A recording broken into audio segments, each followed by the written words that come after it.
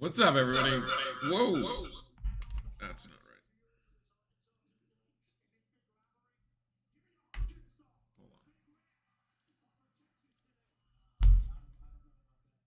Hold on. Okay, there we go. All right, now we're good. Good morning. It is 9 o'clock on an incredibly cold morning here on the West Coast. It is into the 30s, if you can believe that. The place is it's just awful. It is awful to be up on the West Coast. Maybe not as much in California. It's a little warmer there. So we're getting ready to go here in Cameron. Our get well game for the week, and then we'll be off for a week and then head to Arizona. I want to see what the helmet gear pick is from Lee Corso here on game day. At some point, we're gonna get this going here. Keon, happy Saturday indeed. I did see things. I did see stuff that Sion James was practicing, or at least he was warming up earlier. So maybe that shoulder issue won't be as bad as we had originally thought. I guess I'm not going to get the headgear pick here. We're going to get started before we're going to get the headgear pick. All right, let's just roll this thing. So Duke Wofford. Wofford is coming in at 1-2, having lost its last two games after winning its first one. Duke all time against Wofford 7-0 actually. We've played twice in the last decade, let's call it, in 2014 and 2019. Won both of those games pretty easily here in Cameron. So not expecting a particularly close game this afternoon, but in any case, good to see Malawach back in the game as he was suffering from the cramps earlier. And there's Kyler Filewich, one of the freshmen from Wofford, who is one of the two or three players to watch. Actually not a freshman. He's one of the seniors. And Duke still cold from the shooting. So one thing to mention about the shooting,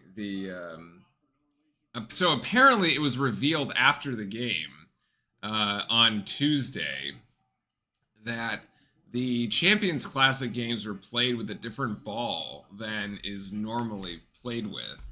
Apparently they were played with a Spalding ball. I'm not exactly sure which one, either a Nike or a Wilson, is the typical ball, but in any case, there was a interesting stat that I saw as Cooper Flagg is in a hoist from three and he still can't get that. So the ball might not really be the issue at the end of the day. But that Michigan State, Kansas, and Duke all shot something like in the mid-20s as far as three-point shooting. That three from Wofford is way off as well. But Kentucky was shooting, shot statistically much higher. They shot somewhere in the 40s, which is a bit of a statistical anomaly, as the alley-oop attempt there by Malawach from Proctor. That's a bit of a mess. And won't go. So till 2-0 to Wofford, almost 4-0, except it was saved by Flagg and then it's saved by Proctor. Still bodies all over the place on the floor. Everybody's on the floor at this point. Looks like a bit of a rugby scrum, and we're going to get a held ball here. The possession arrow will give it to the Blue Devils. But in any case, Kentucky apparently practiced all week with the ball that they were going to use in the actual game, which is presumably why they shot so much better than all three of the other teams. So for those that believe in conspiracy theories, I suppose there is your conspiracy theory for Tuesday night, of course, as to why Kentucky was shooting so much better from three. Of course, they came out, basically they went, 5 for 5, and then they cooled off. So I don't know. The statistics are a little bizarre around it, but yeah, our guys definitely couldn't hit the ocean, although Tyrese Proctor finally manages to drop a shot into the bucket there as he's got the first 3 points for Duke. It definitely was the Cooper Flagg show on Tuesday. I mean, the kid showed up. Very unfortunate end to the game for him, obviously, but it's going to be one of those things that it's like you say, well, you kind of ask yourself if we live in the simulation. And one of the odd things my prediction is that Cooper Flagg is going to be in a similar position, where he's got an end of game, end of game situation. A game is either tied or down by 2 or something. And he's got the ball in his hands, and at that point, he's actually going to drill it. Like at some point later this year, as Khan gets 3 there, it could be the Carolina game, it could be a game in the NCAA tournament or the ACC tournament. It's going to be some big game where Cooper Flag's going to be in a similar position to what he was in Kentucky, and he's actually going to make the shot, and it'll be like redemption. All right, so it's just like one of those things that's like definitely that's just the way that it's going to happen. So I'm not too particularly worried about it. Andy, welcome in. Good morning. Happy Saturday. Yes, he is. Bilal El-Shakiri. Yes, he is a... the official Wofford roster has him as his hometown. As he's Egypt, yes.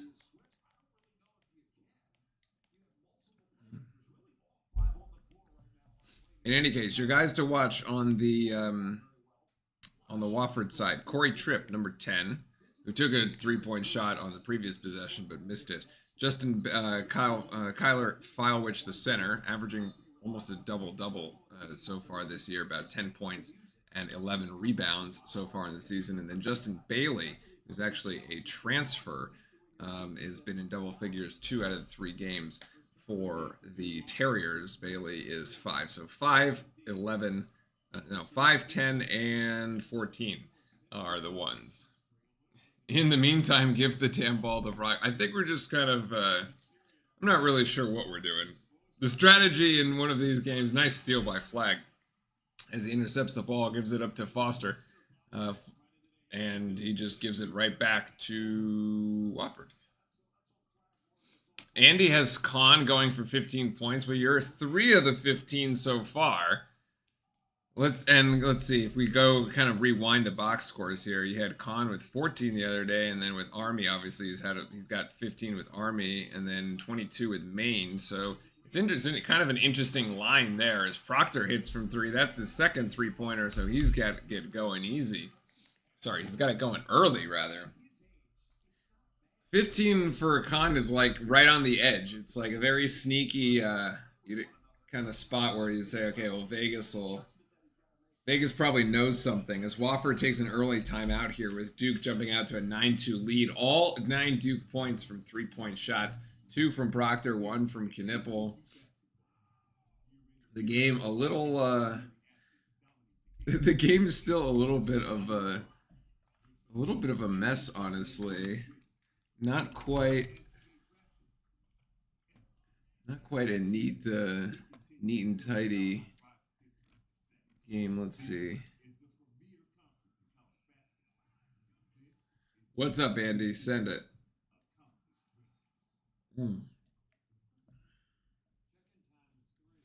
Why does some websites have Wofford using the gold W? That is the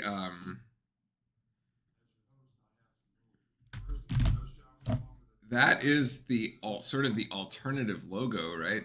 For their because so I thought about putting a doghouse into the thumbnail. There was like a section on the right of the image where it could have like there was like some space to put a doghouse. I was gonna put the Wofford W, but it wasn't like, I don't know. I didn't really like what I had found. I was sort of hoping it was a W that looked more like the University of Washington W, like this big blocky letter, and it's like very pronounced, and it's like you see it and you're like, oh yeah, that's UW. And it's like just very easy to like see, but like the Wofford one, the font of that W is like not very. It doesn't stand out a lot. It's just like very thin. It's kind of compact.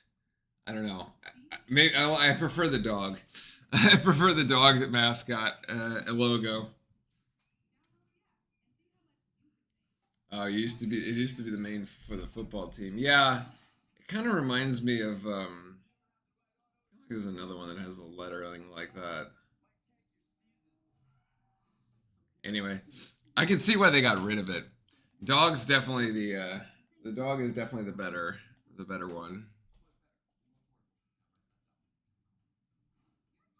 As our dog over there, our resident pup, is out cold at the moment.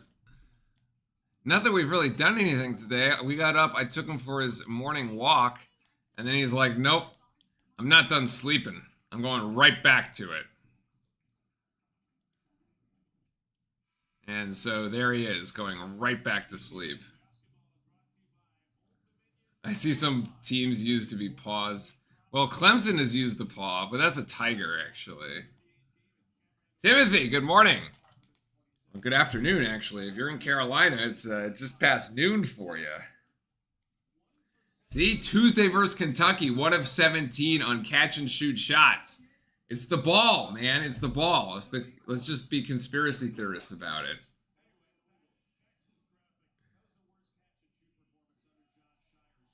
Which kid are we talking about? Who's getting hurt on the court? Sion James is actually back in. Let's see if he's got like a sleeve or anything on that shoulder. Doesn't look like it. Turnaround jump shot by Wofford there. That was Arrington. That is no good. He's going to try again, and that time actually he's going to connect. That is Anthony Arrington Jr. So 3 points for Wofford on the second chance opportunity, as we say, off the offensive board. His flag gets it outside to James. James probing in the lane, and Proctor. Proctor, nice little dish to Malik Brown, and Malik off of the backboard.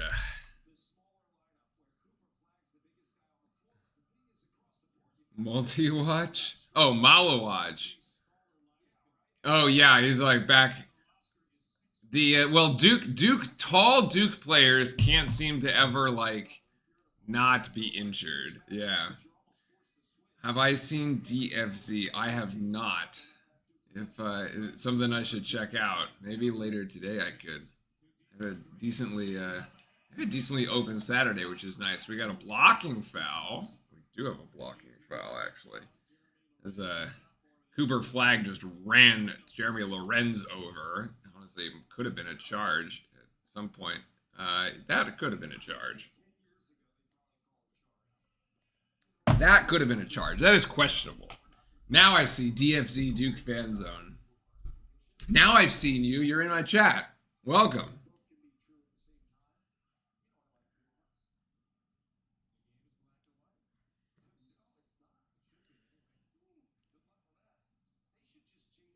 That was yeah, that's a foul on Lorenz there. There's 2 fouls against on Wofford. I have to figure out who the first one went on.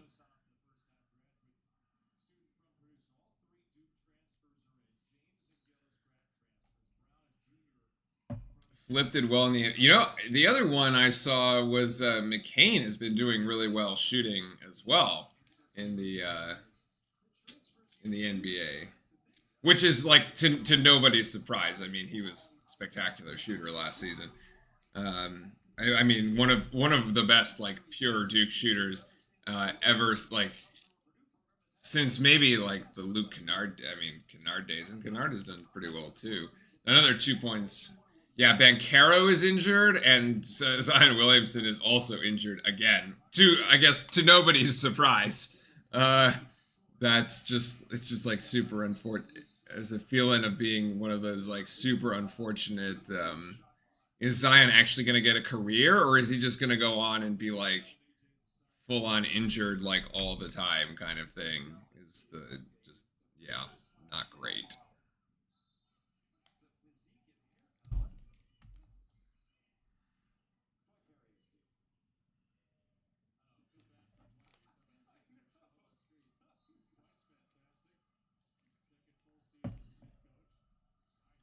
I'm surprised that Cameron is actually as full as it is on a Saturday at noon. The dunk is actually missed. Technical foul. Shackery with a T for hanging on the rim.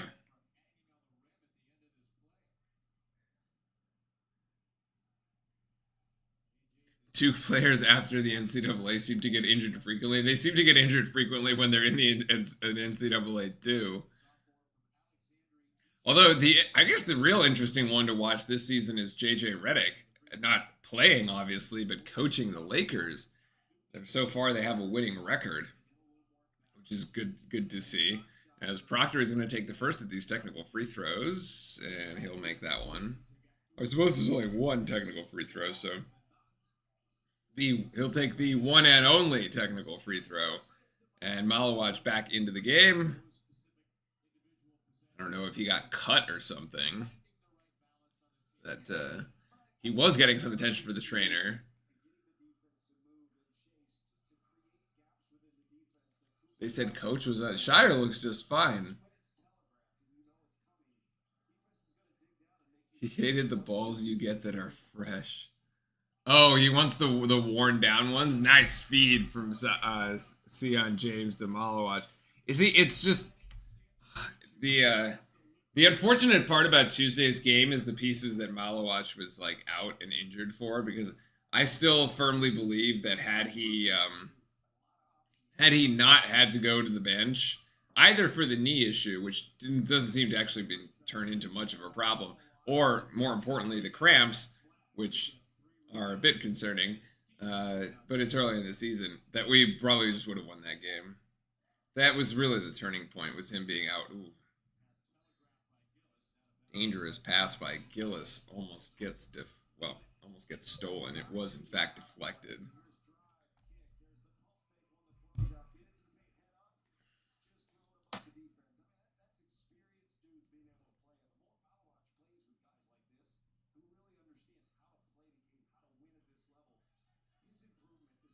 So, and I don't know if they should mandate that they should use worn basketballs. I think that they should mandate that they should use the same basketball is the part. Foster for three. Let's in the timeout. I'll get into this. I had one of my good buddies looked into this the other day after we were talking about the basketball situation with Kentucky. And there's actually no single standard in the NCAA for the ball, which is kind of crazy to think that like it's actually possible that like, oh, the object of the entire game it can actually change depending on whatever you want, honestly. Like every team could have their own, like within certain specs. Okay, that was about to be an emphatic dunk, but they called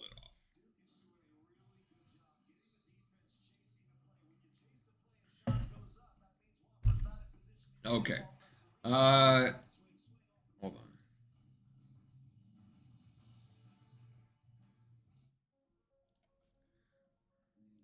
All right, where is the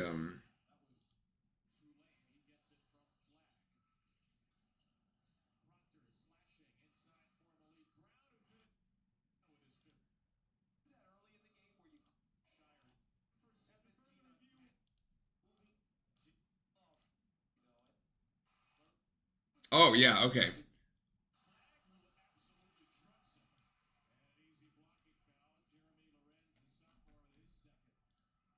Okay, chat, you make the call.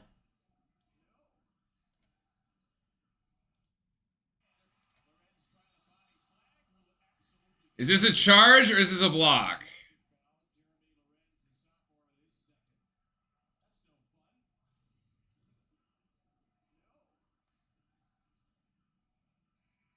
I mean,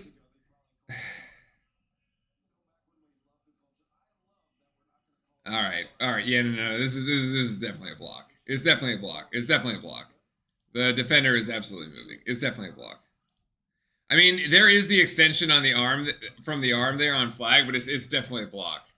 The moving is the moving. If you having watched the replay, the movement is yeah. There's more movement there than I would have thought.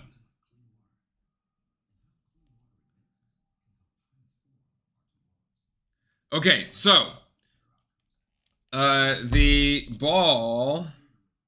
There is, yes. Okay, so here it is. There is no standard. There is no NCAA wide standard for the ball. Okay. There is neither the size nor the material, apparently. So, for example, the example that was given is you could play one game with a leather 29.5 inch diameter, 20 ounce, which would be the weight, ball that is inflated to bounce back to 49 inches. So not only the size of the ball, the weight of the ball, the material of the ball, and the sort of the elastic coefficient of the ball, which controls how much it bounces off the court. And in the same week, you could then go and play with a composite 30-inch diameter, 22-ounce inflated ball that bounces up to 54 inches. So, yeah, because the cover of says the cover of the ball shall be leather, a composite material, and consist of tiny raised protrusions densely spaced out over the entire section. Okay, whatever. So that makes sense. 8 panels, the width of the black, blah, blah, blah. Yeah, it's measured to the... So the ball shall be inflated to an air pressure such that when it is dropped from the playing surface at a height of 6 feet measured to the bottom of the ball, it will be rebound to a height measured to the top of the ball of not less than 49 inches when it strikes and no more than 54 inches. Like, this is all over the place. The circumference of the ball is basically 29 3/4 inches plus or minus 1/4 of an inch. The weight of the ball is 21 ounces plus or minus an ounce. So, like, I mean, it's a little bizarre. Like, at least the material should be the same. Like, I understand the need for, like, you know, you can have these sort of like tolerances as far as like where you're at, but like, I'm surprised there hasn't been like a Deflategate scenario with the ball here in the NCAA.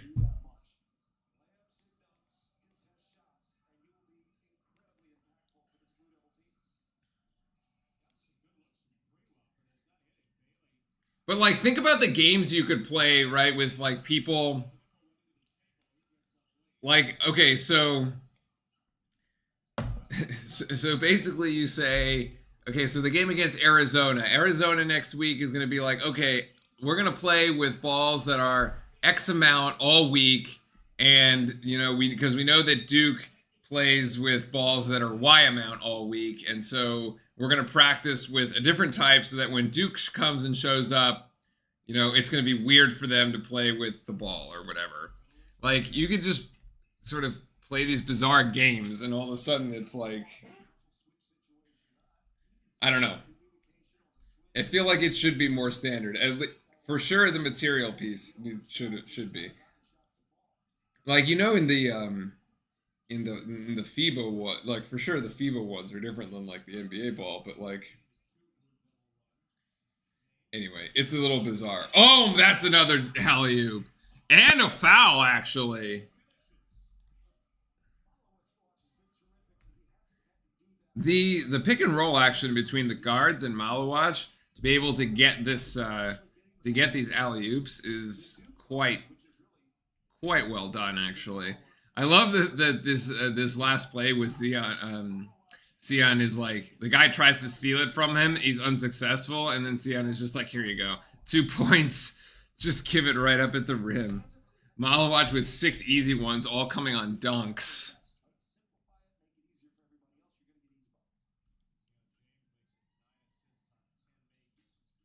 And he gets the free throw there to make it to the 3-point play, so that's 7 for him. So, Andy, I don't know if, like, at some point the ball just like gets worn, to your point, just gets worn out, and then you just don't use it. Oh, this is interesting. Gongba is in the game for the first time, so we got to fix this. So he is no longer out of the lineup. I'm not sure that was, I don't know if that was expected or not, as Proctor almost comes up with a steal. And now we're gonna get 2 Blue Devils hounding a Terrier here to try to steal the ball. So Malawach out, Gongba in. Let's see if he's on a minutes restriction or anything, and see if we get our depth at center back. This is a big development actually for Duke, who for the first time has its entire complement of players, especially in the lead up to the Arizona game.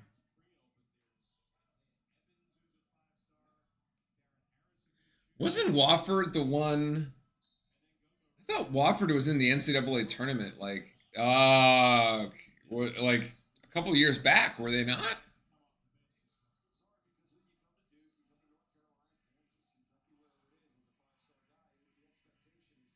Maybe I'm confusing it with another one. I thought they had a guy called like Fletcher McGee or something that was a really good 3-point shooter. We got a push.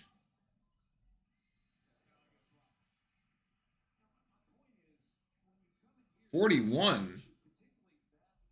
Who's 41? What? No, 14. Foul on Fowlwich.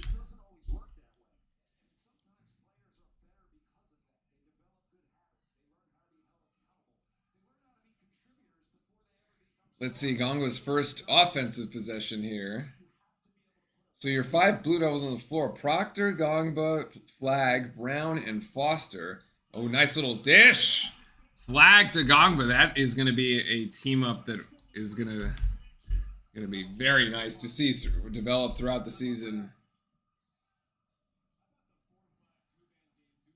They upset the Tar Heels on the road, but that was a couple years ago, Tim. Right? That was in the 20, I think it was 2019 when they came to play Duke. They had just beat Carolina, something like that, but then they lost handedly to us. It was something like that. I agree though that they're typically in the past they've been better in their at least in their SoCon, their like Southern Conference. They've been a contender. I don't know this year. They doesn't seem to be that way. And of course, the spread on the game is like 22 or 25, and we're like basically right there. And there's another foul there, assessed to the Terriers.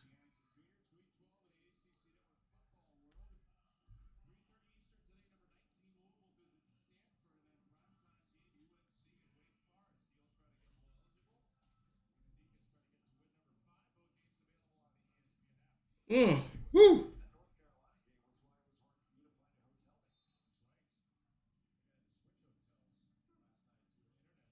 Foster at the point now for the Blue Devils. Next whistle will take us to the under 8 media timeout. 20-2 run. It was Knipple back in the game here, and here's Flag gonna go for 3. Flag shot too strong. In and out. The Con Knipple bet isn't looking very good at the moment, but there's plenty of basketball to be played. He got a 3-point shot early and hasn't played as much as I guess as many minutes as we've kind of extended our rotation a little bit with Gongba now being able to play in the game. He's still in the game actually, so no signs of him needing to come out or anything.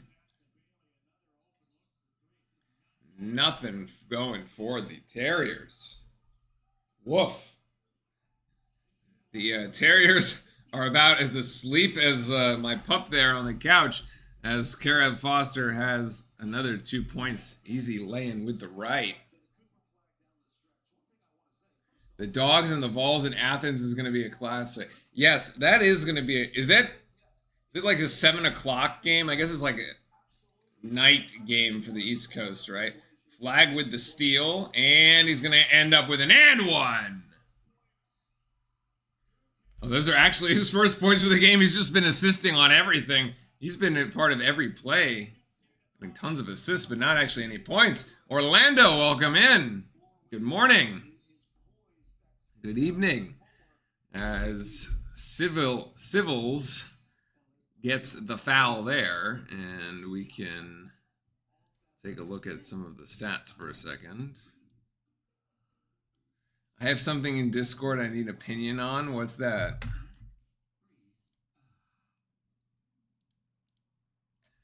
One personal foul, which is 2 personal fouls.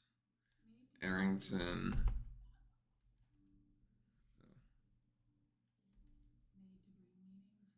There, 6. Duke.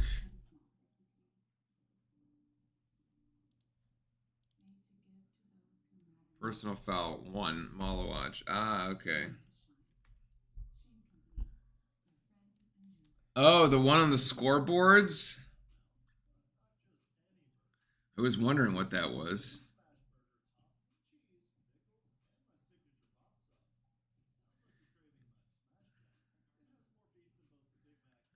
Are you asking which one is better?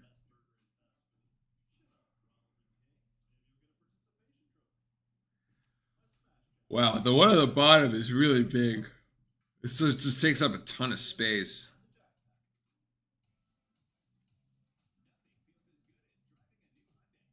The one on the bottom feels like it takes up too much space. I kind of wonder if one is better for football and the other is better for basketball. You have this, like the basketball one, it's much more horizontal, but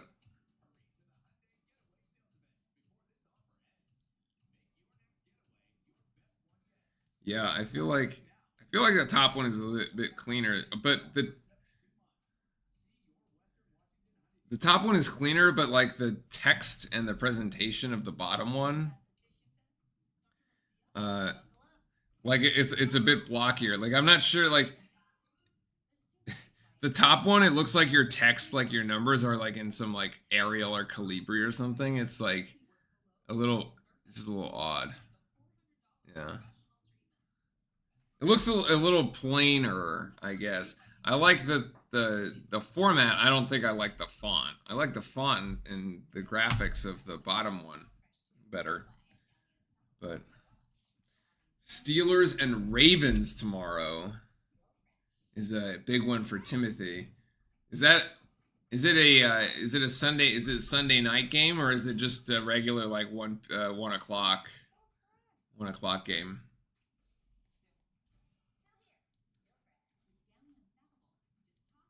Because I think there's also a Bills Chiefs game, is there not? That's like a pretty big game as well.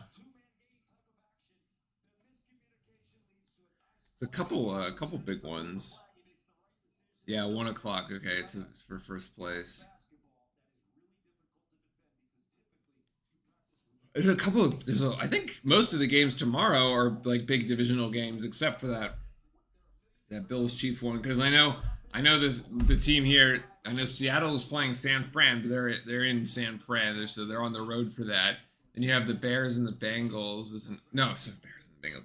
You got the Bears and Green Bay. Although the Bears have like really like fallen off a cliff this season. They started out really well. It's in their steal for Duke and a 3-pointer on the way from Proctor, no good there.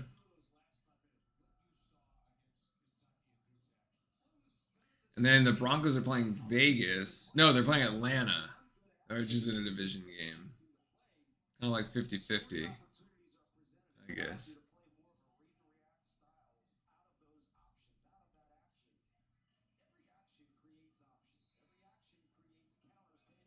Charleston went to double overtime and won on a buzzer beating shot. I wish Duke could win on buzzer beating shots.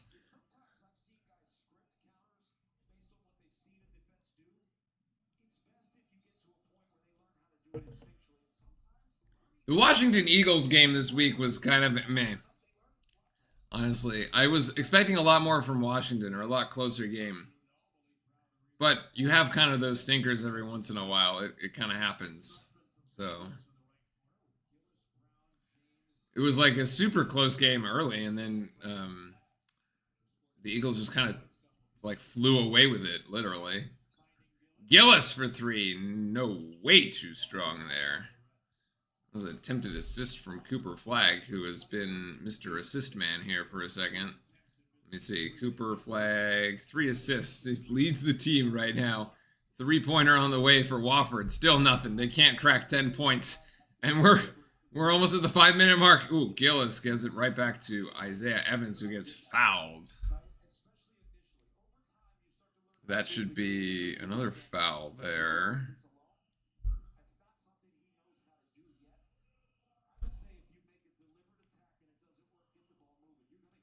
Who is the foul on?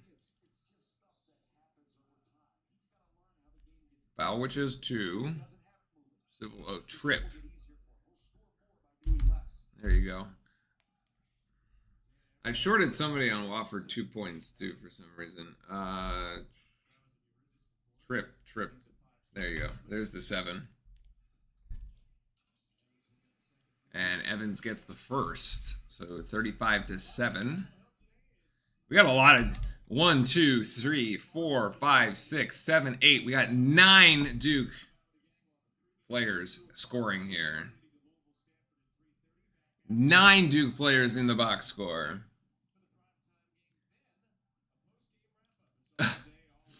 Oh, that we are on bye. I was kind of wondering. I was like, when is the? I was looking for the Duke game, the Duke football game today, and I couldn't find it. And I was like, oh, okay. Well, we must be on bye.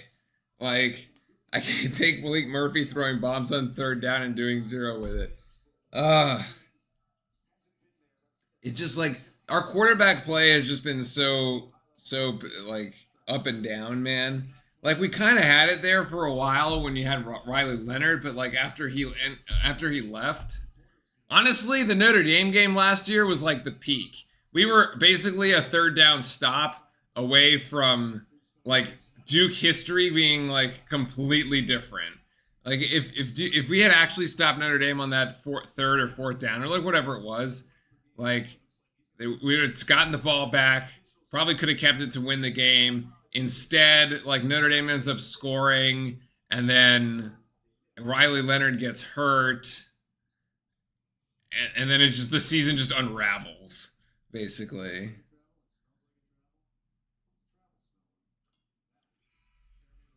The entire season just went downhill from there, and it was very, very sad. Timothy, can anybody actually stop Derrick Henry? I mean, even in the games where he doesn't like do well, he still does well. Like it's I don't know, that team is scary good. You got to be able to score with them, honestly. You got to be able to put up enough points to score with them. And then hope that you can like stop them to 1 less touchdown kind of thing.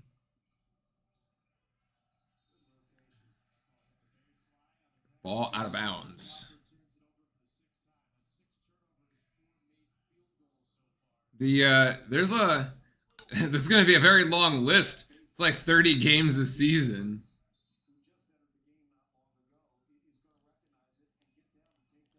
Flag goes to the bench for a bit of a breather as Knipple comes back in. So you got Evans, Knipple, Malawach. Evans here for 3. Evans! That was a nice looking shot. That was a nice looking shot from Isaiah Evans. Where was that on Tuesday night when we needed it? We didn't even play the kid. Come on now.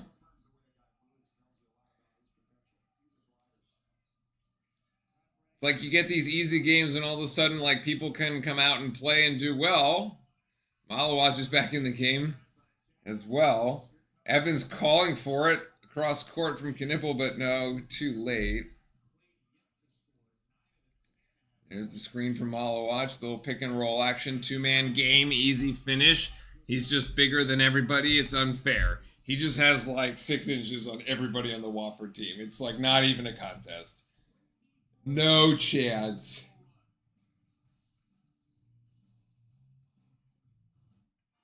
No chance.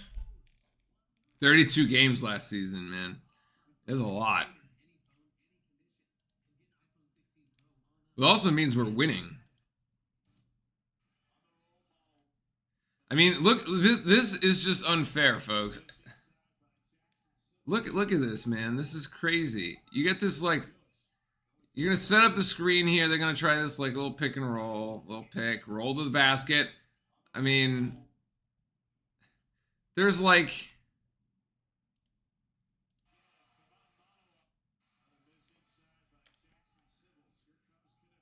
I don't know if there's anybody that's like even there's at his shoulders. Like you freeze it there, he's gonna catch. Now he's gonna elevate. Like nobody's like even like there's these like 4 dudes just like staring. It's like four guys taking pictures here. Nobody's even close.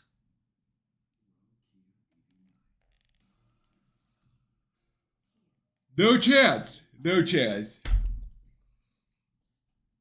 Whew.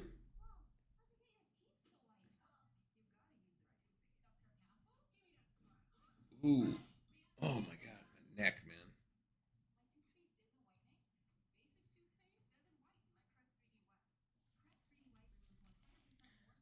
It's so easy for him, it's actually kind of hilarious. But as chat was saying, we just got to keep everybody healthy. I think this break, this sort of week-long break in between this game and then the Arizona game is probably going to do us a lot of good. We need a really good week of practice. I'm really going to look forward to Shire like pre Arizona game saying, we had a really good week of practice. That's kind of like that's what I'm looking. That's what I'm looking for going in that game. Of course, going to be a revenge game from the game last year, although they don't have Caleb Love anymore, so at least we won't have to contend with that.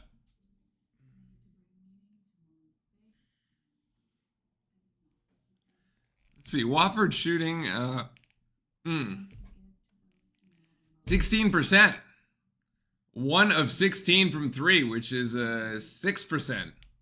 It doesn't get much worse than that. We're at 3 minutes and 42 seconds left in the first half, and Wofford has all of 9 points. This is like a bad football game at the moment. It's like a blowout football game here through one quarter. 43-9. Like 3 field goals, and I don't know, what is this? This is seven touchdowns with one of them having gone for 8.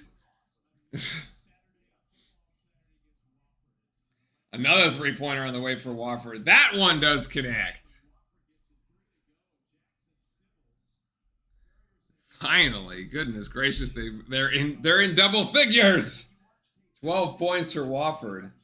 Knipple, nice little pass to Gongba. Extra pass to Evans. Extra pass to Proctor.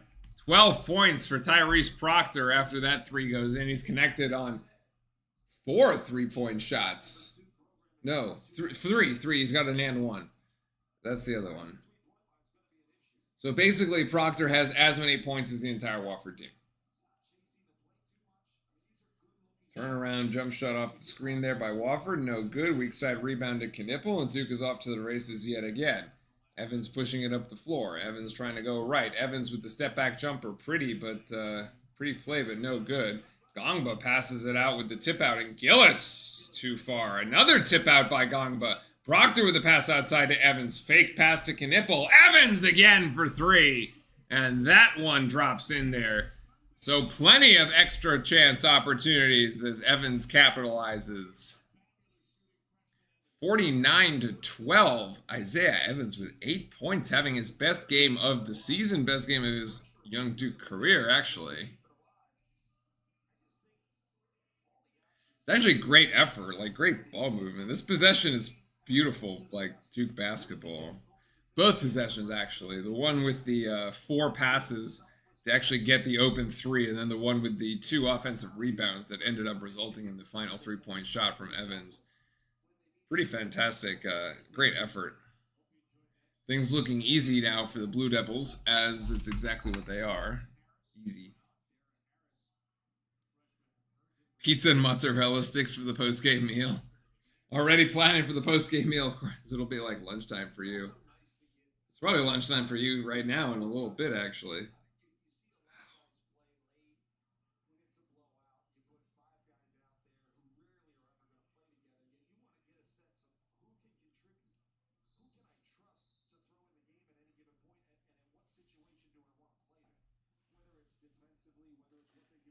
I'm probably headed to the gym right after this game, and then I'll have my lunch after that.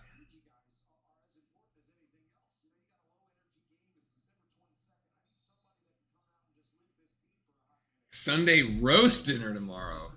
Tasty.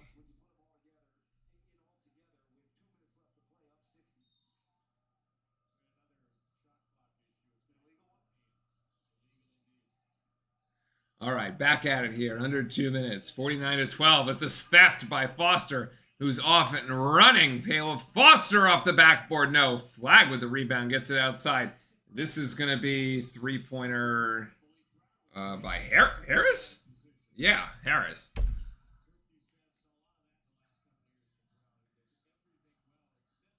So Duke managing to play just about everyone today. Sion now has it. He's got 5 seconds on the shot clock. He's got to make something happen here. 4 seconds for Foster, who puts it on the deck, and it's stolen by Wofford. A turnover by Duke as the possession comes up absolutely empty. It's actually a rather disappointing possession there. 3-pointer by Wofford won't go. Maybe we're playing with different balls from we're playing for different balls than Wofford is used to because they can't shoot anything. 2 of 18. Archangel, welcome. This game is over already. And this game was over in like the first 5 minutes or so. Yeah. We went on what, like a 20-2 run, and it was just like, that's it. Flag with the long range 2. Oh, Keon, you've got leg day. Funny enough, it is also leg day for me. I like to reserve leg day for the weekend so that I can spend more time on it. Then I feel like during the week after work, not only am I tired, more tired than I would be like on a weekend, but it's also like, you know, you got to get it done in like an hour and 15. You got to just like, you know, so you can get home, eat, go to bed kind of thing. Whereas on the weekend, you can take a little bit more time with it. You can go an hour and a half, hour 45. When all is said and done, weights, you know, stretching, cardio, the whole 9 yards.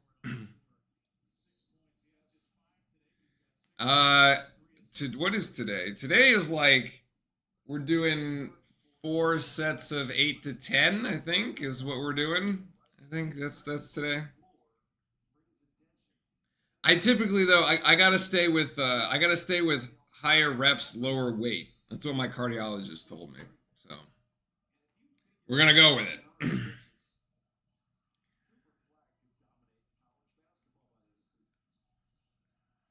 File witch for 2. That's an easy 2 there for Wofford, who after their timeout, actually after a Duke called timeout, ends up running it down the floor.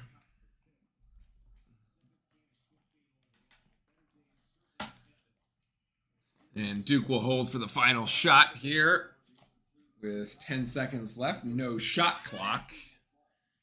Flag. Oh my.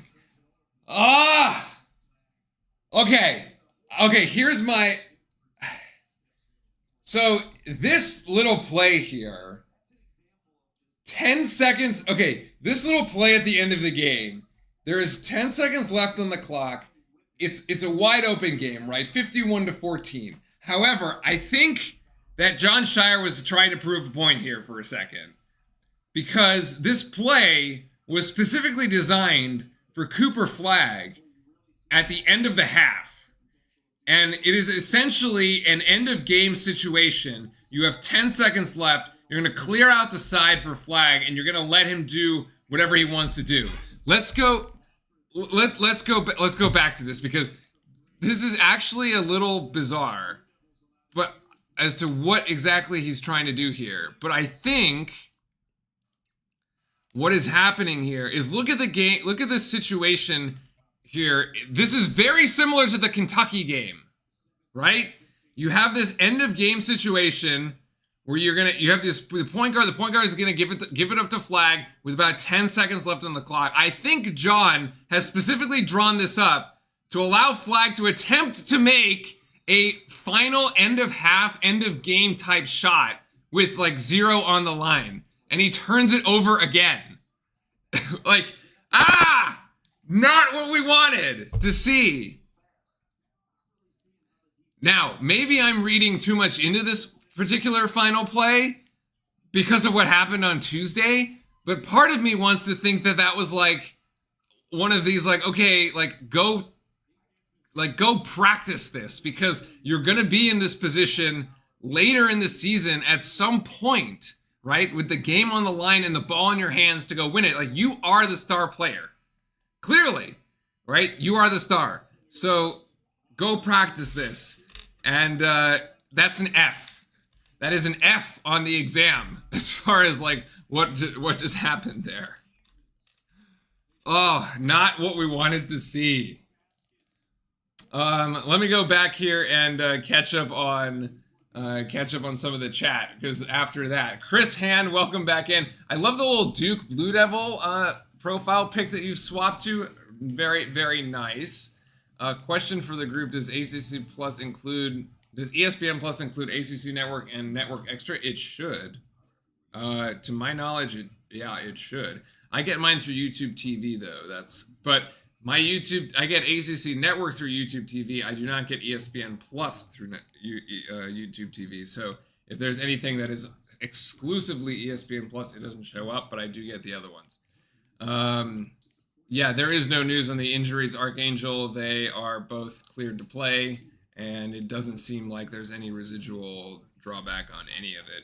Whether that's both the shoulder and the knee. So you've got seated leg curl, extension, hack squat, hip abduction. I've never done the abductors or the adductors. I've never done, although maybe I should start because I have such terrible flexibility down there in that region.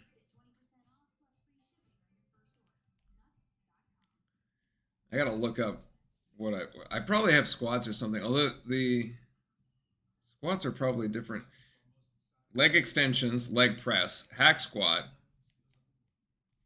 regular squat, leg curls, stiff leg deadlifts, seated leg curls. Oh, lying leg curls, seated. Okay, it's not too bad. Not too bad.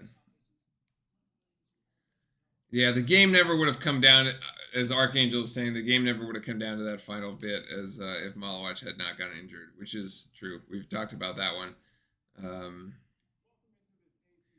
I also agree. I think the Malawach injury changed the entire complexion of the game, which is unfortunate, but it is the truth. So, all right, so we've hit the halftime. Let's take a look at our halftime stats. All right. I'm out of water. Hold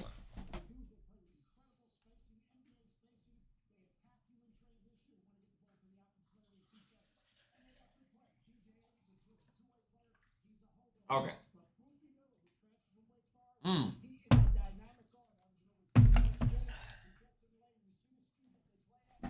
Yes, Gongba played. He is back from injury. He's got 2 points. It was an assist from Flag. It was very nice play, actually, these two. Nice connection there. And what we had 3 minutes for him.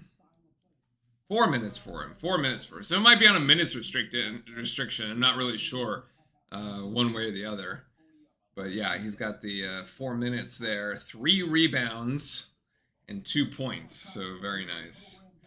Thoughts on Jake Paul versus Mike Tyson? You know, I watched that because I knew somebody would ask about it today. I actually watched the Antonio Brown's version of the game on X yesterday. He was like streaming from his box suite. It was so I don't actually watch. I'm not an expert on fighting. I don't watch much of it or like UFC. My brother's very good at this. He knows a lot more about it than I do. So as somebody who knows virtually nothing about that particular sport, it did not look very good. Like the product did not look was not very entertaining. I would say there's a couple good punches here and there and a couple connections, but like I think people were hoping for a knockout. Obviously that didn't happen. And anything short of that was probably a letdown for most, which is kind of what we ended up with. I thought there was a lot of like non-engagement, like a lot of dancing around. I don't know. It didn't look, it didn't feel very competitive. I mean, like, it's almost like senior abuse too. I feel bad for the guy. It's like a 27-year-old against a 58-year-old. Like, yeah, it felt like the entire premise of the whole fight like feels pretty wrong to me. So I don't know. It's definitely like one of those. It's like a bad movie, I guess. I don't know, but I guess it made a lot of money. So apparently the undercards were much better. Who knows? Hi, bud. Hi. You want to come up here? Want to join the stream? You looking at me like that for? Come here. Ready? Oh, that's it. Good boy.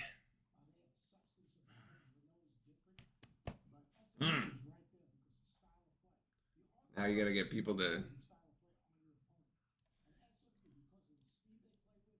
There we go.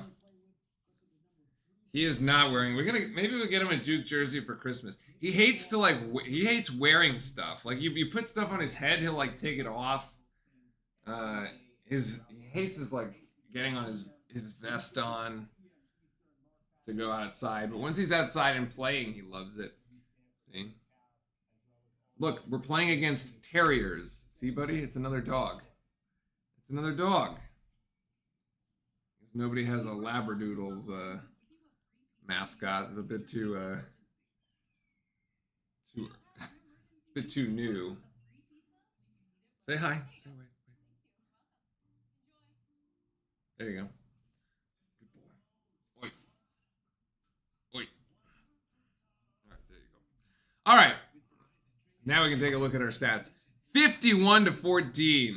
Pretty much exactly as we thought this game would play out. That was a good win against NC State, Archangel. We need to keep winning, like I feel like that the SMU one was like the biggest letdown of the century, though. And apparently, well, now SMU is like at the top of the conference too, which is the crazy one. So basically, we had the conference leader in the ACC on the ropes with 6 turnovers, and we still couldn't win. So it's like, what? So 18 of 31, shooting 58% from the floor, which is actually slightly worse than what we were shooting at other points in the first half. It was kind of in the 60s. 8 of 18 there from 3, which is there's probably more threes than we made in the Kentucky game. Just at all. 7 of 7 from the free throw line. Wofford hasn't taken a single free throw here. I guess the question is, does Wofford get to 30? Chat, does Wofford get to 30? Or does the Duke defense stay strong here for the entirety of the second half? My guess is that probably they get to 30 and our defense kind of takes a break after about 10 minutes because we end up putting in all the walk-ons. 25-12, so plus 13 in the rebounding margin.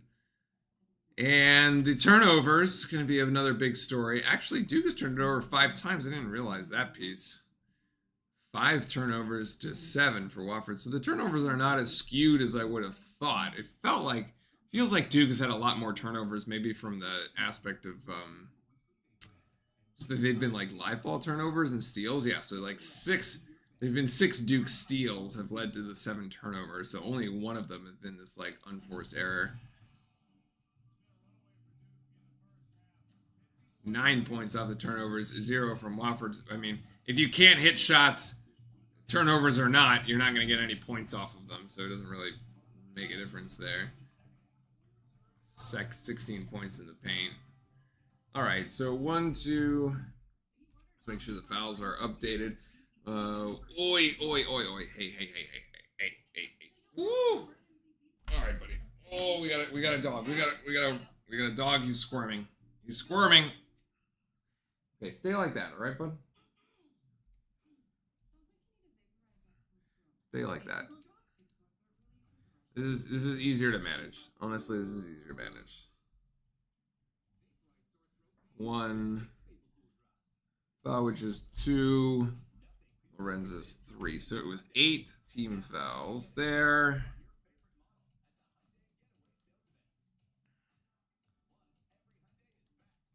And we had 3 team fouls. Malawach, Proctor, and Flag. Oh, now you're down again. The whole laying on the lap doesn't really work when you're 1.5 times the size of the lap, bud. It's not really gonna help. Okay. So you got 1, 2, 3, 4, 5, 6, 7, 8, 9 Blue Devils in the box score. Certainly everyone that started and almost everybody that came off the bench. Gillis would have been on the box score, except he's missed his 2 shots. So far, Proctor with 12 points to lead all scorers and lead the Blue Devils here. 4 of 6 and 3 of 4 from beyond the arc. Isaiah Evans, 2 of 3, the other second best 3-point shooting here. Khan only has 3 points, so whoever took the bet on Khan getting plus 15, not quite so far, but he's going to have plenty of opportunities, I think, in the second half. Or actually, there's just a lot of shared opportunity. I don't know. You might have, well, in the first 2 games of the season against Army and Army and Maine, we had 6 Blue Devils in double figures. So definitely by the time, I mean, if you just double these point totals between Foster, Flagg, Evans, well, you got another 3 there. You get Malawatch is going to be in double figures. James could be in double. You get another 6. Certainly 5 Blue Devils, 6 probably in double figures pretty easily. And any double watch, we got Cooper Flagg on double watch. He's got 5 and 6 at the moment. That'll be his second. It'd be his third double actually. The game against Maine was the only one he didn't get a double. He had doubles in the game against Army and Kentucky, and so that's where we're at. Should be able to resume play here in just a second. No, we don't want to remove.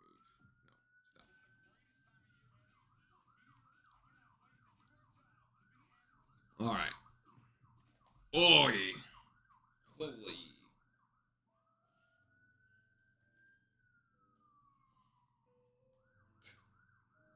We got a squirming pup.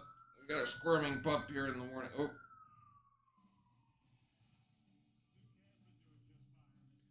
Oh, you are so lazy. But I love it.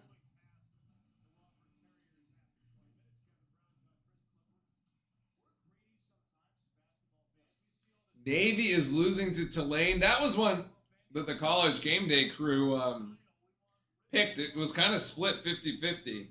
We had some folks that had Navy and they had some folks that had Tulane.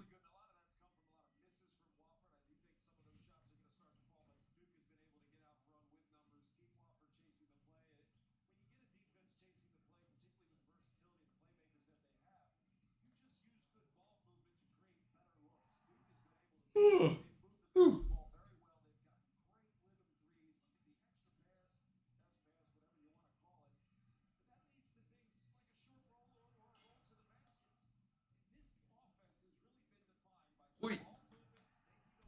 Wait. All right, bud. Down you go. All right.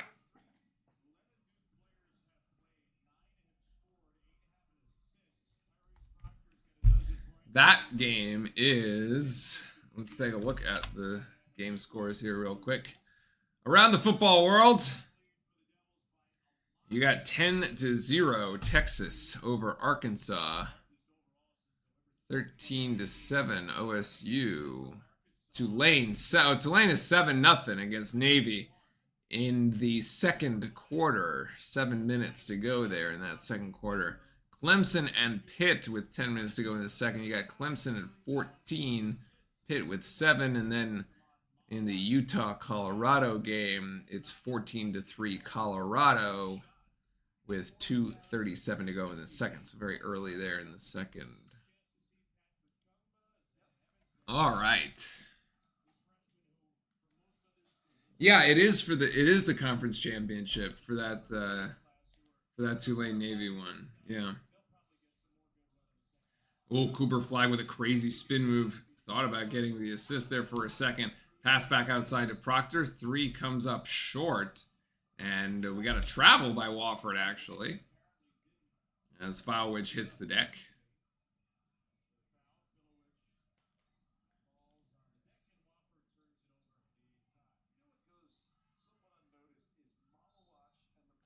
And Duke to inbound here from underneath the baseline as we have resumed play in Cameron in the second half.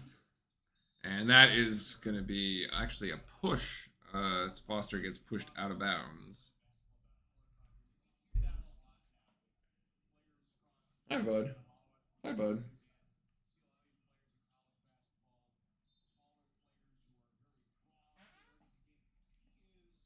Duke inbounding now. Foster goes over the top to Malawach. Beyond the three-point line. Duke with 15 seconds on the shot clock. Over to Flag. Flag going to give this to Foster. Foster from the wing. Foster for three. Caleb Foster. Nice assist from Cooper Flag. This Cooper Flag playing the old school Duke penetrate and kick game. Trying to get the defense to collapse on him and then kick it out to an open three-point shooter. Wofford says open three-point shot. Thank you very much. And that one drops for them. That was tripped there.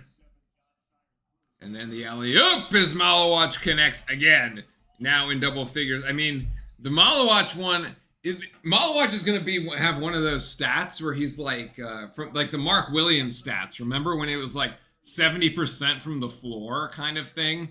Because, I mean, he's 5 of 6. He's got 11 points. All his points come basically at the rim on dunks or alley-oops. And it's going to be one of those crazy, like, at the end of the season, shooting 70% from the floor and this, and like 70% from the free throw line or something crazy. Not that 70% from the free throw line is particularly good, but in any case, Knippel's three, no good. Nice rebound by Malawach. Actually, the rebound goes to Knippel, who can't convert. So Knippel comes up empty, and Wofford still has 17. And that is going to be an unforced error from Wofford. Good defense by Malawach. So many teams do that to Duke, collapse the defense. Well, to be fair, in the past couple of years, we haven't been able to shoot the three very well. So you can collapse the defense all you want, and we can kick it out, and we're just going to miss. So we haven't really had very good three-point shooters. That might change now this season. Didn't change on Tuesday night. We were very hopeful that our three-point shooting would be there, and it wasn't. Knippel, though, says otherwise as he connects from three on the assist. Plus, one more assist for Flag, as Knippel has 6 and Flag has 6 assists. Flag is basically on his way to a triple-double between points, assists, and rebounds at this rate. That would be phenomenal to see if he gets there. That's a block! As Flag is going to send it up ahead to Foster. Foster with one dribble, and he gets fouled.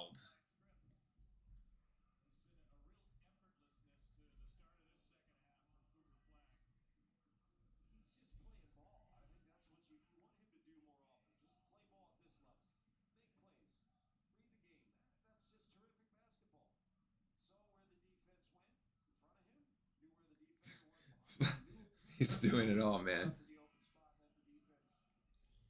Foster gets that one. That's 9 points for Caleb Foster today. My problem with Foster is that he gets really high point totals in games that just don't matter. But when the game, like in the tough games that actually matter, it's like 4 points, 3 points, 6 points. I'm like, come on, man. Give me double figures in a game that actually means something. Oh, Orlando, I think Malawach is already something. I mean, we know that guy is skilled. We just keep our fingers crossed, no injuries. No foot injuries. This should be a held ball here as a tie-up. Possession will keep it with Wofford. 3.3 seconds on the shot clock. I don't believe it resets. Wofford retains the possession. So they got 3.3 to shoot here. Do they know? I don't think he got the shot off. Flag with the rebound? No, actually. They're just going to call the shot clock violation on that one.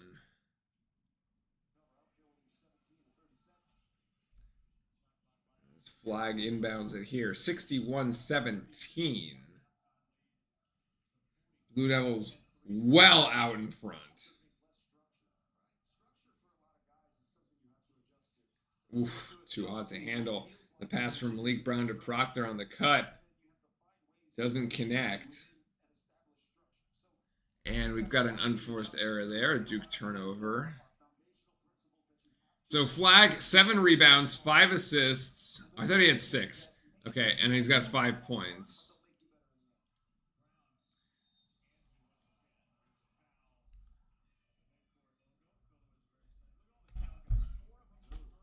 Hi, bud. Hi.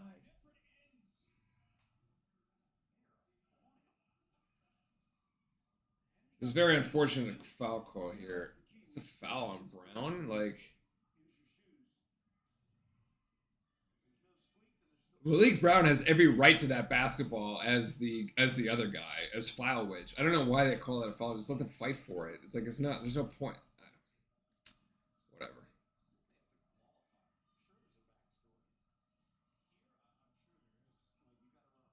Good defense by Proctor here, denying the ball from the Wofford guard. Oh my goodness, they're gonna call Proctor for a foul in the reach-in.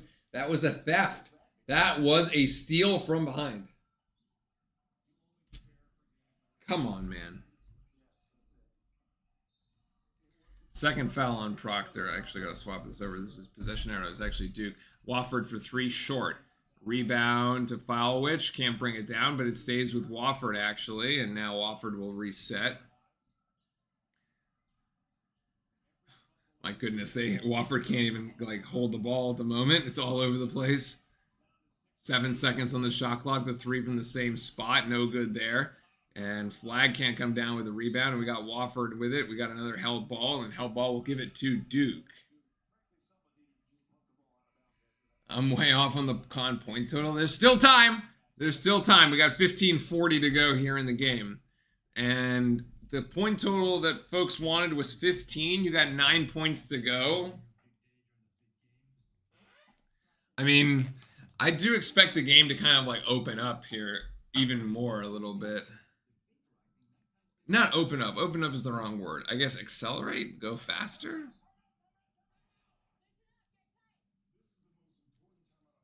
Something like that.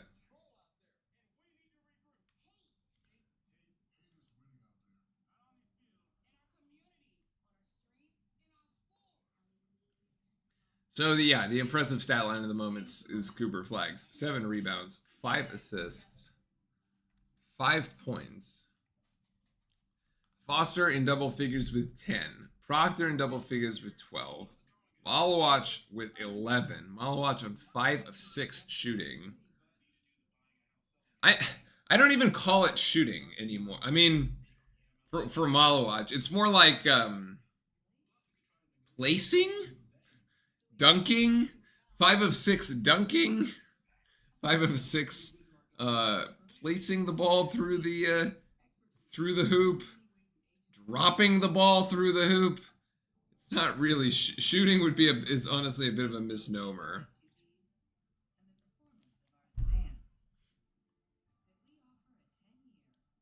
We have not seen any more of Gongba here in the second half. I'd be curious to see if he comes in in this stint here of the second. It would be similar time to when he came in the first half after the TV timeout, and see if we can get if he comes in for another 4 minutes or so to this particular game.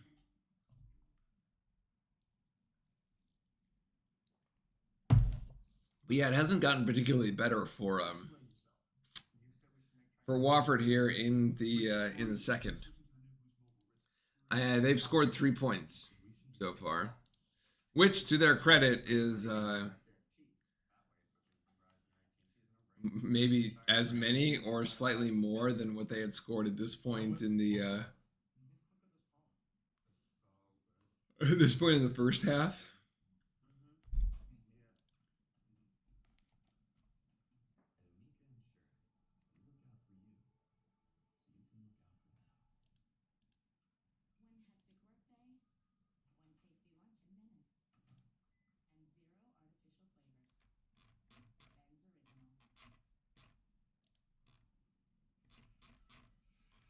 Just looking at, just trying to go back in time to see if that is actually how many they had scored. All right, back at it. Let's go.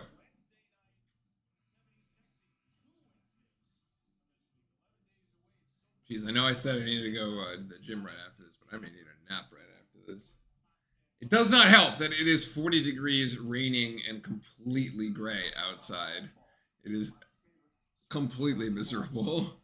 It has been like this for the last 2 weeks. It's just like not going to get any better. There have been like slightly sunny days. Yesterday was not too bad in the afternoon. We actually got a nice walk out with the dog, but man, has it been bad. All right, Duke resuming play here. 8 seconds on the shot clock as Flag is trying to drive in, draws the double team, gets it out to Knipple. Gillis is going to go for 3. Ooh, Mason Gillis is going to hit that 3-point shot. I wanted to see more from Mason Gillis on Tuesday night, honestly. I was hoping for at least a bucket from him. I mean, look, 47% 3-point shooter during his time at Purdue. Like, he's got to be able to hit at least one, right? So that is another Blue Devil in the box score. Basically, the only Blue Devil that hasn't scored is Darren Harris. Otherwise, everyone has put up some degree of points. Great defense here from the Blue Devils with 3 seconds to go, and they are 30 feet from the basket as Wofford. That is a shot clock violation as the prayer just did not even make it back to the rim.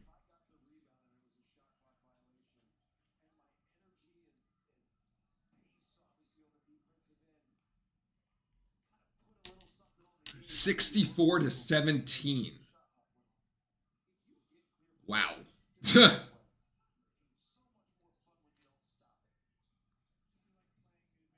The problem with these games, honestly, is though they don't teach you much other than just like getting you a lot of practice. See on James for Flag. Flag can't connect on the 3. Comes up empty.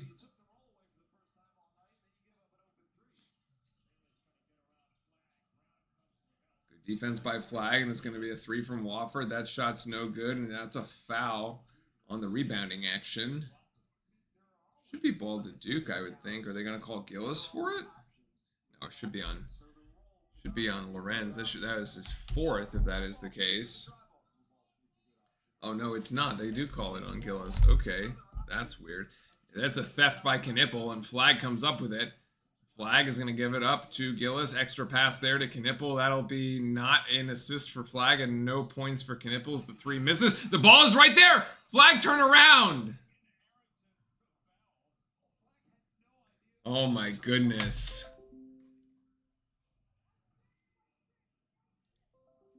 Oh, the race? Okay, I'll have to change that. We are racing up and down the court, at least. My goodness, if Flag had just like turned around for a second, it turns out Cooper Flag does not have eyes in the back of his head. Unbeknownst to all of us, we have discovered today, we have learned that Cooper Flag is indeed not an alien. With all the talk about aliens this past week, and the aliens being among us. Nicholas, welcome in. Good afternoon. 8 seconds on the shot clock here. It's almost going to be a 3rd shot clock violation. It turns into a steal by Brown. Cross-court pass to Gillis, who's going to step into a 3 way too strong. Flag with the rebound. Sort of, I guess. Is that a rebound of Flag or is that a rebound of Brown? We'll have to see how they score it. And then nice entry pass from James to Brown. And Malik Brown finishing with the left off the backboard. Malik Brown's got 4 on the assist from James.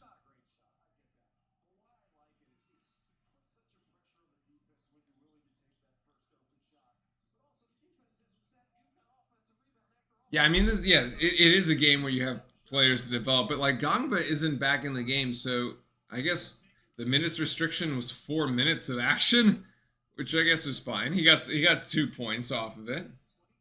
I mean, we're gonna get 100 points by the end of it at the way that we're going here. Should be 100, I would think. Yeah, 90 for certain. That's 3. The rebound is the 3 from Wofford, no good, and the rebound to James, and he gets stripped. Empty on the way up as the ball was all the way on the court. 3-pointer by Wofford, and Wofford finally gets a shot to drop. They have now managed 2 field goals in the second half. Both 3-pointers.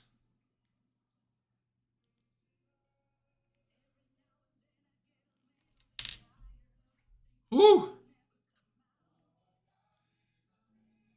Oh my goodness, it's like ungodly early to be watching basketball, to be honest. 9 a.m. start is Cooper is not an owl. He can't turn his head around a full 360 degrees. Yeah. Although I will have to say, with all the with all this stuff about the UFOs and the aliens this week, I am very disappointed. If they are in fact among us and have been among us for a long time, I am very disappointed that I have not seen one yet. And why the aliens have yet to reveal themselves or check in with me, or at least say hello.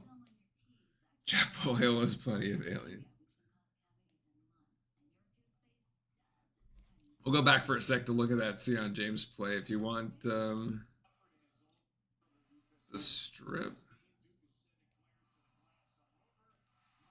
It's a run out, right?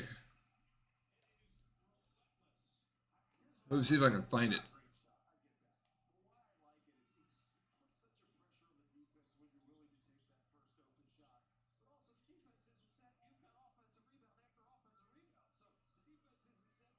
Can't remember exactly when it was.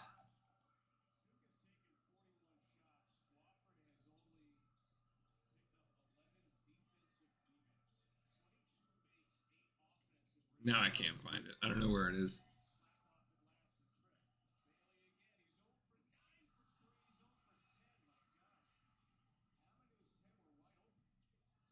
Oh, yeah, it's this one.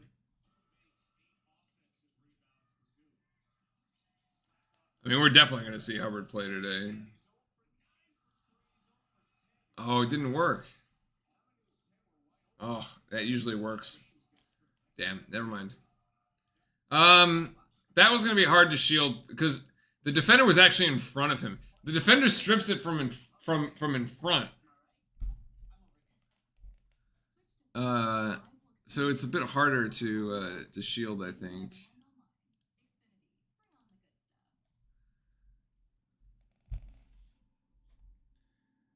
One Bailey.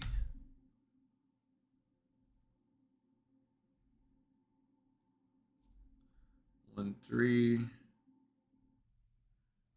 Personal fouls. 2 for Flag. 1 for Proctor. 2 for Brown. 1 for Malwatch. There we go. All right.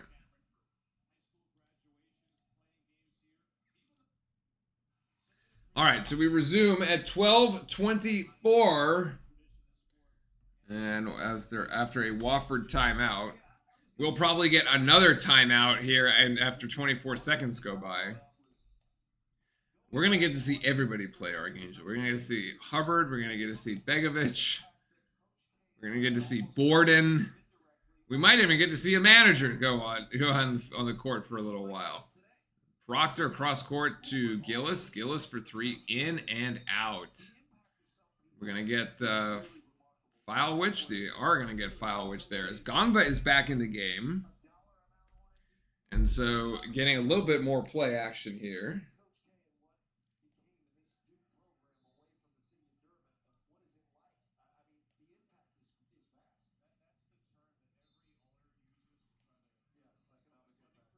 Wait, did UNC lose to them last year? Really? Is that how they were knocked out?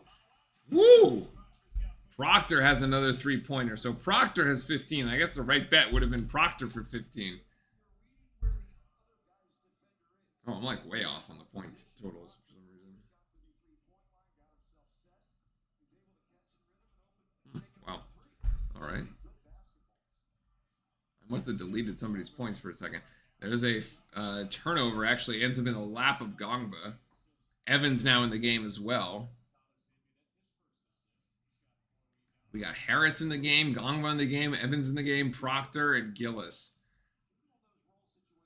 Ooh, nice little action there by Proctor. And this is going to be Harris for 3? No, not quite. The only Blue Devil that has played so far that has not scored. And we might have another theft. Nope, we don't. Yeah, it wasn't last year. It might have been a couple years ago, but it wasn't last year. Oh, somehow I deleted Caleb Foster's points. That's rude. All right.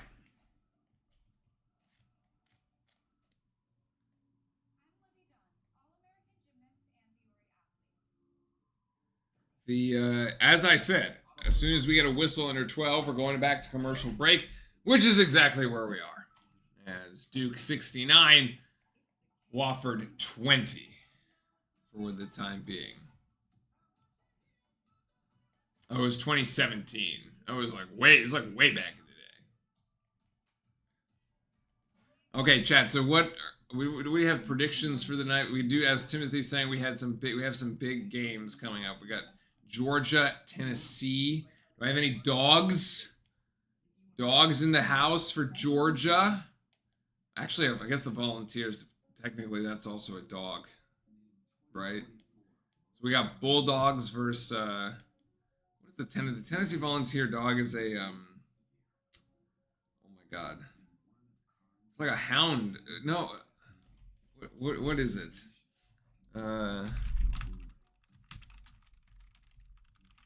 Dog breed. It's a blue tick coon. Yeah, it is a hound. A blue tick coon hound. Okay, I was kind of right. I just said hound. It's a very specific kind of hound. No, Archangel, the Duke Illinois game is not soon. It's like next year. I'm like it's like calendar year. It's like the latest of the big games. We gotta play Arizona, Kansas, Auburn, and then Illinois. But like it comes later, much later. Yes, so we have a blue tick coonhound versus a Georgia bulldog.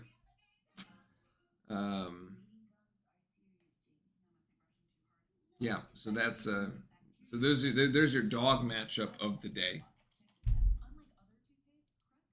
Then the that BYU Kansas game is an interesting one too. Interesting only really from the standpoint that at least for me the game tips at like 7 o'clock. It's like a 10 o'clock Eastern kickoff or something, so I might be able to actually watch it or watch the majority of the game.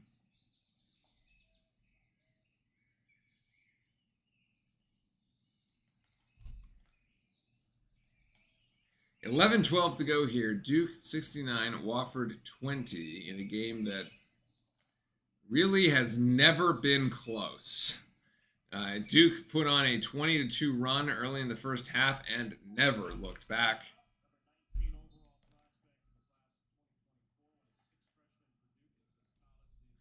As we resume play here with 11-10 to go. I really want to see the triple-double from Flag. I don't think we're going to get it, though. The assists aren't going to be there. Not quite.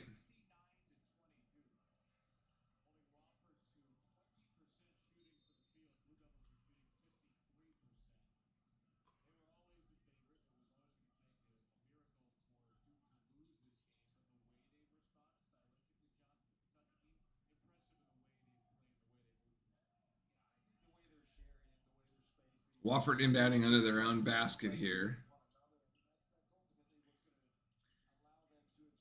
Good defense by Flag. And even, yeah, actually really good defense by Flag. It gets a piece of that ball as it never even made it to the rim. Turnover there by Wofford. And Harris probing. Harris trying to get himself into the box score. Gives it up to Evans. Evans, 3, no good. And it hits the top of the backboard, which will be considered out of bounds. Yes, Patrick is back in. We'll see if he gets another 4 or 5 minutes of game action at least.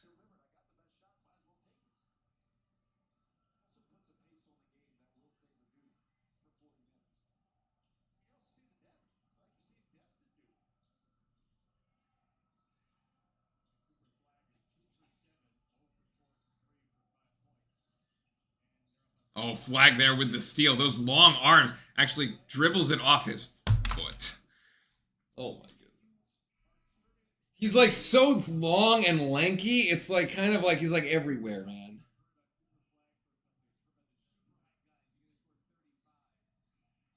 He like it just the ball hits his foot and goes careening out the back of the court. For those watching Tulane Navy, it looks like Tulane scored again. So 14-0 for the Green Wave against the Midshipmen. Not the best start there for Navy for our boys in blue.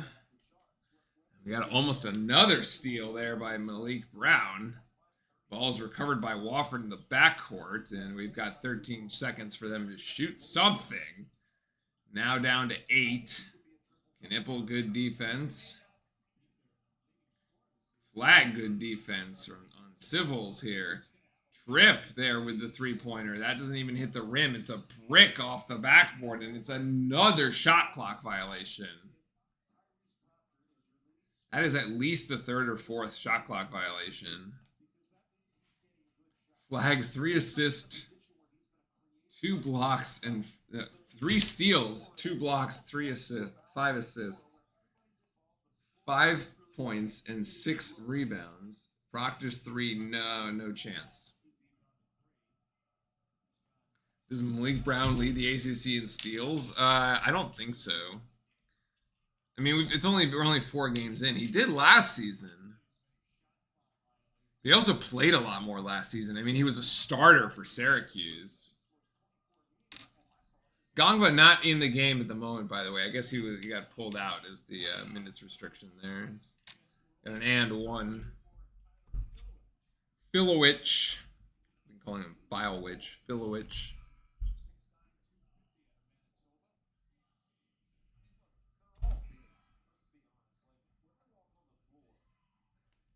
Another foul there for Brown. I don't know. Yeah, that is our guy that got hurt. He's 7 foot, Chris.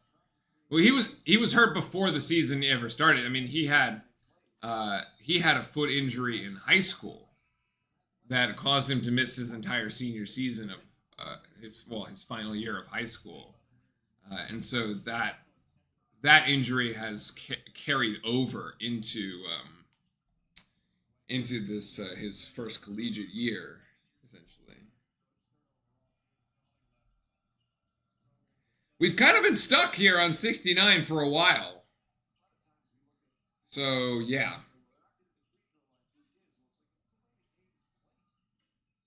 In and out for Wofford. And a rebound to Flag. As the Duke offense has kind of stagnated here for a second. Got Malawach to Flag. No, Malawach is going to give it up to Knipple. And Knipple going to drive. Knipple with the right hand. There he is. 8 points for Khan. Halfway there, folks. Halfway to the 15. Keep the faith. You got 8 minutes to go. He needs 3 more buckets. No. 4. Depending on if they're 3s or 2s. Filowich over Malawach. Filowich does manage to put that in. He's got the last 5 for Wofford, who now has 24. I was sort of joking about them not making it to 30, but I don't know if it's true or not. Another assist for Flag as Caleb Foster drills another 3-pointer. 74. Duke by 50. Duke by 50.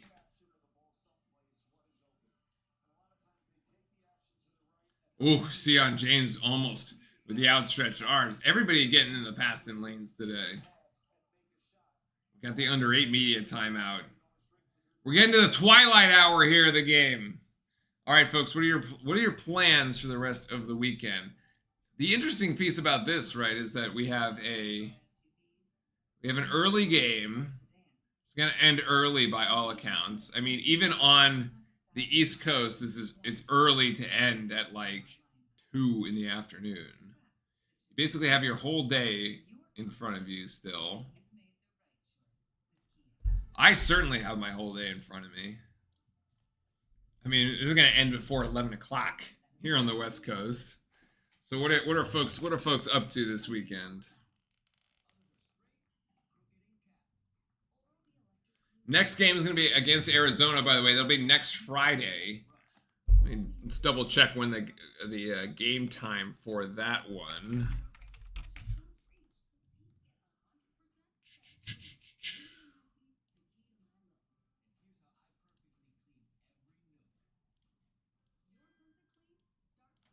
double check that. It's going to be at 10:30 p.m. on ESPN2 on Friday for the one game that is actually worth being on the West Coast for. I will no longer be on the West Coast for that game.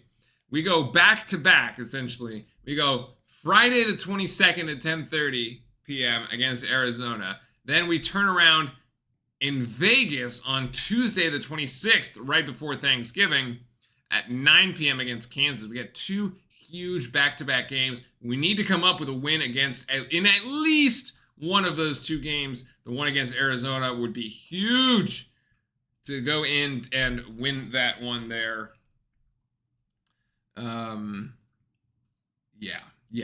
That'd be huge. We really got to win that game against Arizona.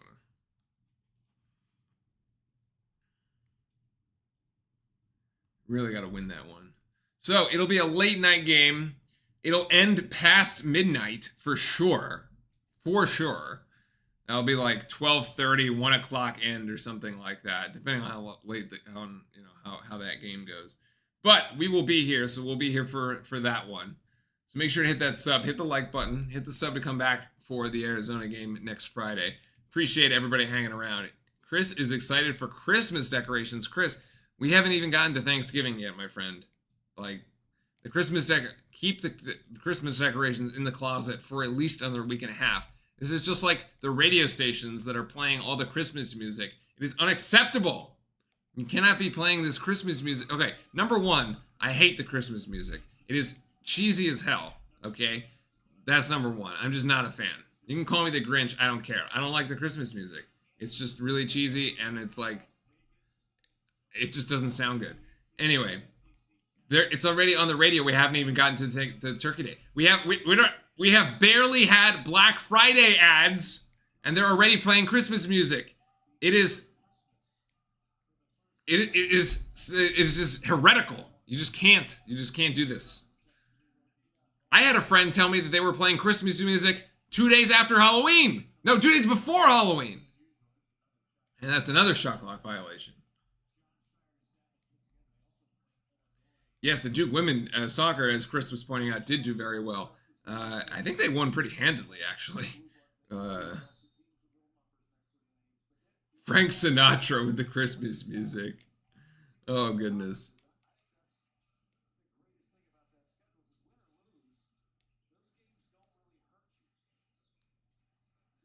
Malowatch in the paint. Can't connect on the turnaround hook shot.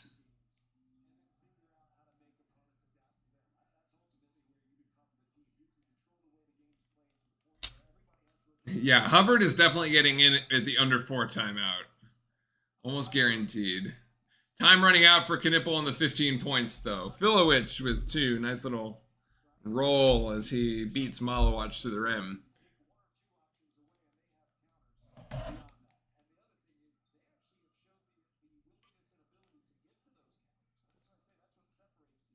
Frank Sinatra is very much of his era, as far as the voice goes. Flag for 3. Give him 8. Finally, he's been so unselfish today. He finally gets some points of his own. He had like the least amount of points scored on the team, but he was doing like everything else in the box score was incredible.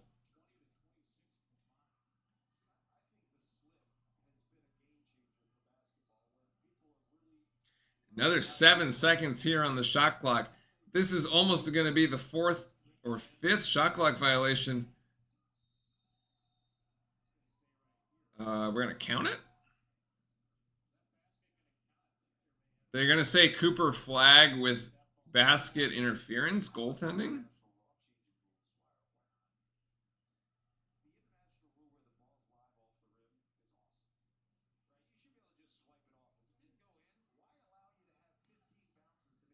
Everyone send our host a Christmas card with Christmas music.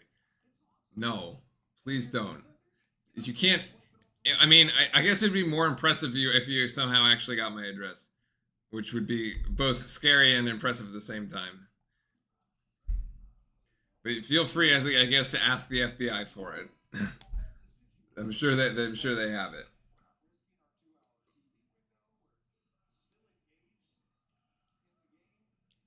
Flag to the bench.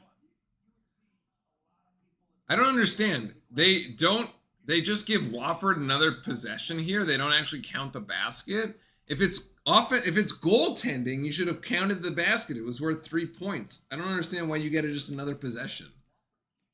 Doesn't make any sense to me. What? Oh, no, they do. Okay, they did give it to him, and then he got the ball again. I don't know what happened there. Is Duke doing good? Duke is doing very well. Gillis for 3 again. Way too strong. And Sion James with a foul.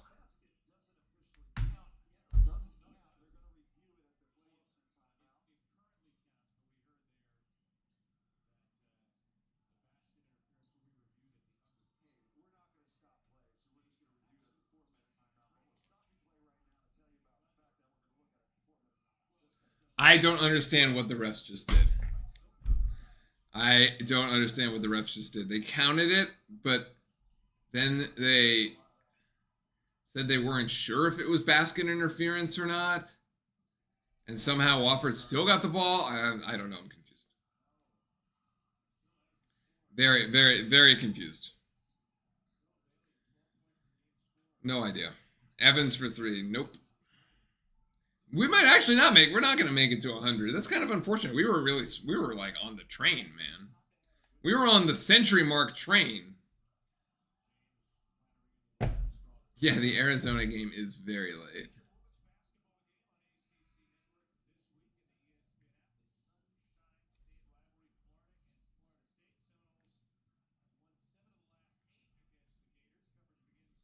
Wofford to the free throw line here off the foul.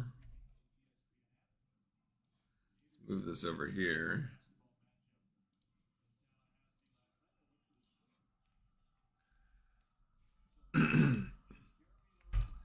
Flag actually has 3. No.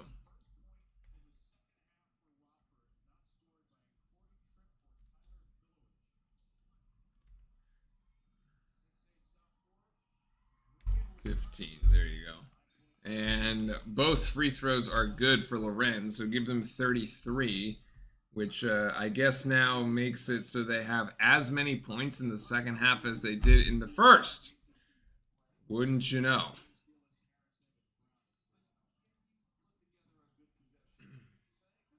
Oh, Kat, you wanted Arizona to be undefeated going into our game. So they, I mean, we lost 2 though, so like I don't know what. It's kind of even, to be honest.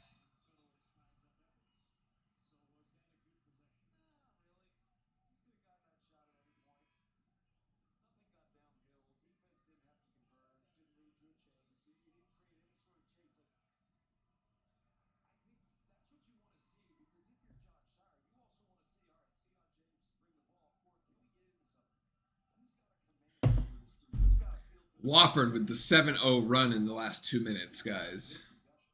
They're catching up. They're catching up.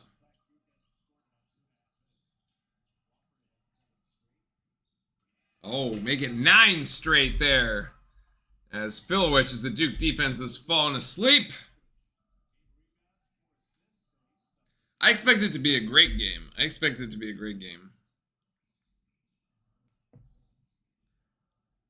The defense is indeed average without Malawat. That's true. I mean, that was the problem against Kentucky, is as soon as he left, like everything kind of like was extremely suspect and fell apart. As Isaiah Evans connects yet again from beyond the arc, that puts him into double figures. It's Isaiah Evans' best game this season.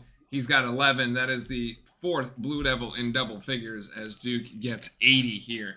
3 minutes and 8 seconds to go. The next whistle will take us to the under 4 TV timeout, which will be the final TV timeout. And then I guess the walk-ons will come in. Or at some point, John's going to put him in. Losing Sion rather didn't help either, but like it wasn't as... It was not nearly the same impact. Nice tap out there. Offensive rebound. Gongba. Harris still trying to get into the box score, gets fouled going to the rim, and we'll go to the free throw line when we get back. And expect this to be the final timeout. And for the folks from the bench to make an appearance, it is Hubbard time. It is absolutely Hubbard time. Which is why he's already on our sheet, on our scoreboard. So Cooper Flagg is going to end with 8 points. For those that took Knipple with 15 points, bad news. Unfortunately, does not look like it's going to happen. He's going to end with 8 on 3 of 6 shooting, which is not bad, actually. But just like the game didn't need that many points. He didn't actually end up playing that many. We played 23 minutes, but like didn't feel like he was on the court for 23 minutes, honestly. So yeah, he's got 8. Flagg is going to end with 8, so it's not going to be a double-double for him. He'll end up 2 points short and 1 rebound short, so he'll be 8 points, 1 rebound, 6 assists, 3 steals, and 2 blocks. Whew! My goodness. He leads the team in rebounds, assists, steals, blocks, and not points. Wow.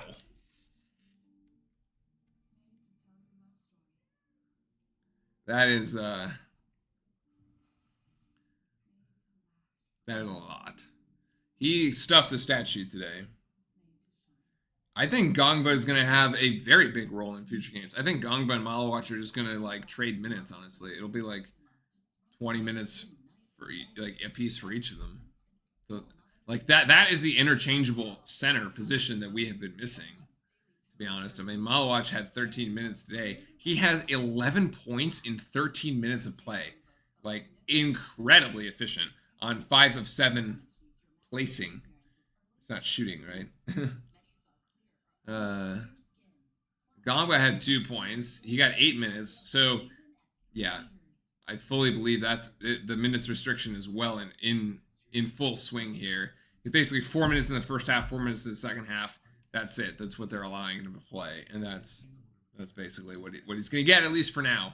Maybe he gets more points in the Arizona game, but he ended up with 5 rebounds as well in those 8 minutes, which is pretty big. There's actually more rebounds than Malawatch. Malawatch only had 1 rebound, but of course he got the points. So slightly different game there for between the two.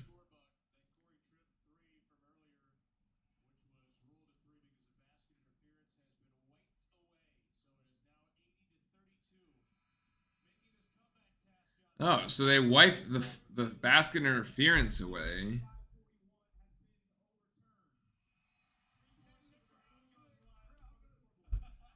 Wait, but that would also mean, so they overturned the 3-pointer, so there's no basket interference.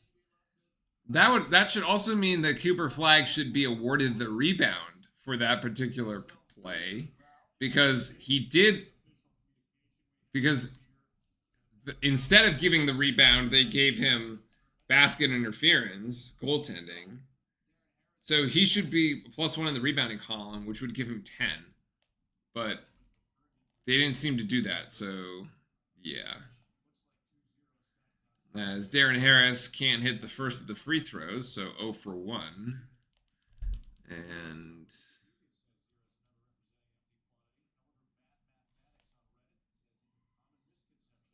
And he makes the second, so he is actually in the scoreboard, which means that every Duke Blue Devil that has played to this afternoon has scored. Spencer Hubbard hasn't technically yet played, and he's actually not in the game yet. 2:25 to go. Maybe at the next one. 3-pointer. Ooh, finally. Dylan Bailey gets a 3 to go. 35.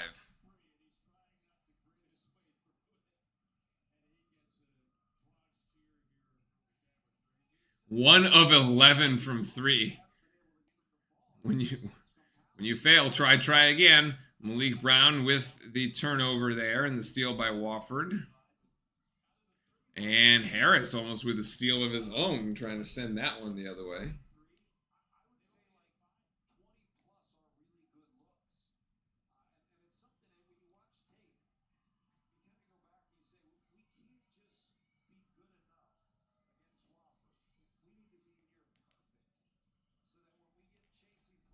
And now under 2 minutes to go.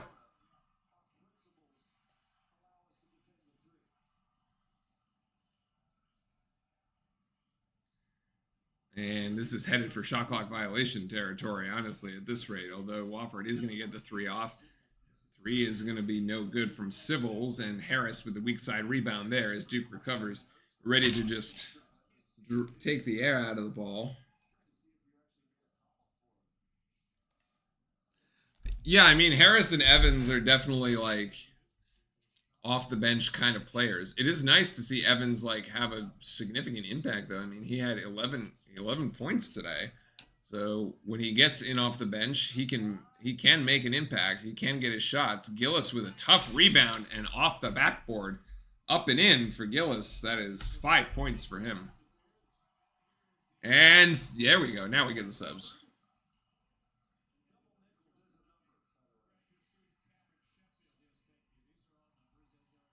Spencer Hubbard.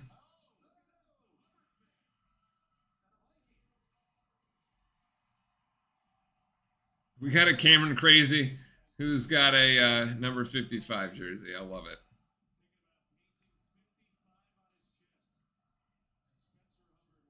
$60 ticks to go here. 3 by Wofford, nothing. Harris down with a rebound. Give it to Hubbard. Let's go. He's playing point guard now. This is going to be fun. Crowd going to go nuts. Somebody scream for him up top. Gongba, set the pick and roll. Come on, man. Let's go. He's going to give it to Hubbard. Hubbard's going to do a little shake. Now in the ACC logo, gives it up. No, not quite. All right. Harris, turnaround jump shot. No. Gongba with the rebound. Oh, Hubbard didn't want to jack the 3. We got 4-second game clock, shot clock differential. Hubbard's going to put up a tough 2. No. And we got a rebound again. Actually, Hubbard's going to get another shot at it. Actually, Evans is going to take the 3. Evans! 14 points for Isaiah Evans. Almost got the top point scorer. Proctor had 15. Evans comes up in second with 14.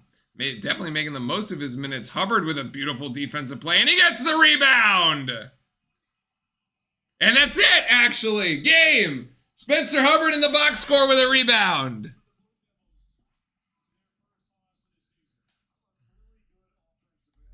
There you go.